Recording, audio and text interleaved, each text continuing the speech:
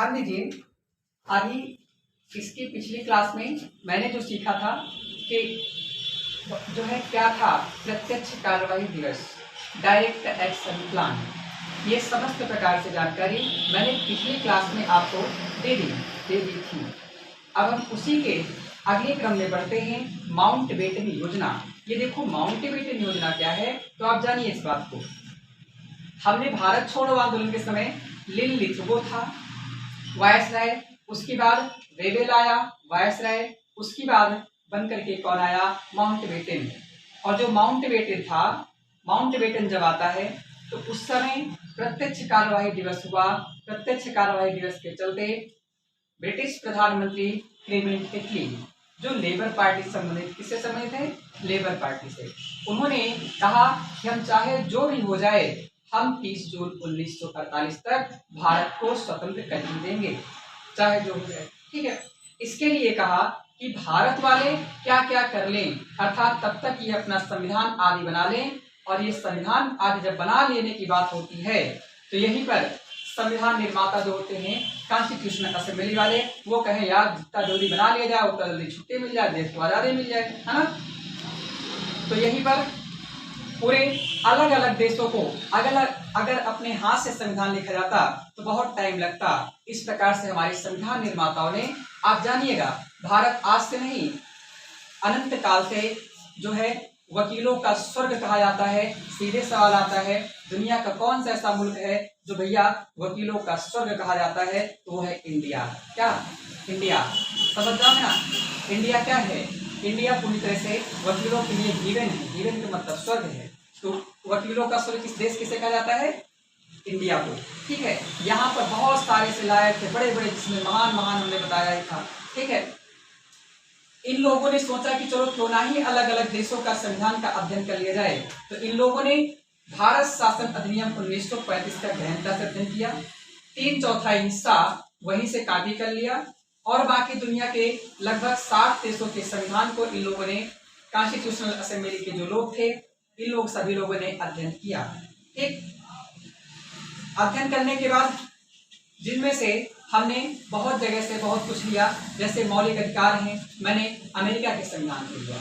पूछता है अमेरिका के संविधान हमारे लिए तो इम्पोर्टेंस रखता है, क्योंकि अमेरिका के संविधान से मैंने अपने मौलिक अधिकार लिए हैं, और मौलिक अधिकार लिए हैं तो अमेरिका के संविधान से, इसलिए अमेरिका का संविधान लागू कब होता है, तो भैया 4 जुलाई 1776 लागू होता है। कब लागू होता है, 4 जुलाई 1776। इस प्रकार से मैंने बहुत कुछ लिया जो हम संविधान में देखेंगे। ठीक, हम यही पर बात करते हैं संविधान बनने में कितना क्या हुआ था। तो संविधान बनने में कुल मिलाकर के 60 देशों का संविधानों का अध्ययन किया गया। आप लोगों से किताब नहीं पढ़ जाती, सोचो एक दिन में 2 दिन में पूरे संविधान पढ़ डाला गया, बहुत मेहनत से संविधान किताब लगी। ठीक है, ये कंप्लीट हुआ, जिनमें कुल मिलाकर के लगभग 64 लाख रुपए का इन्वेस्ट आया था। लेकिन एग्जैक्ट की बात करते हैं तो 63,93,729। कितना, 63 उल्टा कहोगे 93,729। तो संविधान निर्माण में कितना रुपया लगा था, 63,93,729 रुपए लगा है। इसे एवं मानेंगे तो 64 लाख के अप्रॉक्स। समझ जाओगे ना, ये बात हुई थी। तो समझिए, बेटन ने कहा था कि जो है, इटली ने कहा था बेटन से ये करवाइए जाकर के। जब लॉर्ड माउंटबेटन भारत आते हैं, तो जब भारत आते हैं लॉर्ड माउंटबेटन के अकेले होंगे क्या, इसमें कई लोग होंगे जब योजना आ रहा है, लेकिन अध्यक्ष के कौन है, तो अध्यक्ष है माउंटबेटन। माउंटबेटन जब भारत आते हैं तो उस समय भारत विभाजन की बात स्वीकार कर ली गई थी। कहाँ, प्रत्यक्ष कार्यवाही दिवस में मैंने सिखाया था। इसमें भारत का विभाजन किया कैसे जाएगा, क्या होगा, ये पूरा मसौदा जो है उस समय के वीपी मेनन नाम के व्यक्ति से मैं विशेष बात करूंगा, ये आकर के माउंटबेटन को सौंप दिया। कहा माउंटबेटन भैया लियो, ये ऐसे भारत को विभाजन करना है, समझ जाएंगे ना। और माउंटबेटन उसे स्वीकार करते हैं। फिर माउंटबेटन उस प्लान को उठा करके कहा माउंटबेटन योजना में प्रस्तुत करते हैं, इससे ब्रिटिश सरकार से अनुमति लेकर के। ठीक, और इस प्रकार से इसे जब प्रस्तुत करते हैं तो इसको क्या किया जाता है, वहां से इस पर गहनता से बात होती है। फिर देखा जाता है जो माउंटबेटन है इसने कहा ठीक अच्छा ऐसा हम करेंगे। इस प्रकार से माउंटबेटन का जो फैसला आया था माउंटबेटन योजना का, इस फैसले को कांग्रेस और लीग दोनों ने स्वीकार किया। तो बताइए क्या माउंटबेटन की योजना को लीग और कांग्रेस ने डिनाई किया था? नहीं, स्वीकार किया था। क्या किया? स्वीकार किया। वो कब स्वीकार किया? तो जून 1947 में।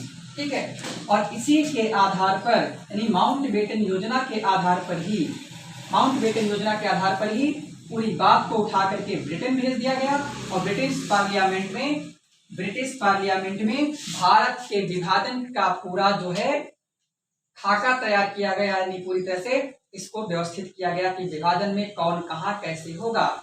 हम आपको सिखाएंगे यहाँ पर कैसे रेडक्लिफ रेखा बनती है।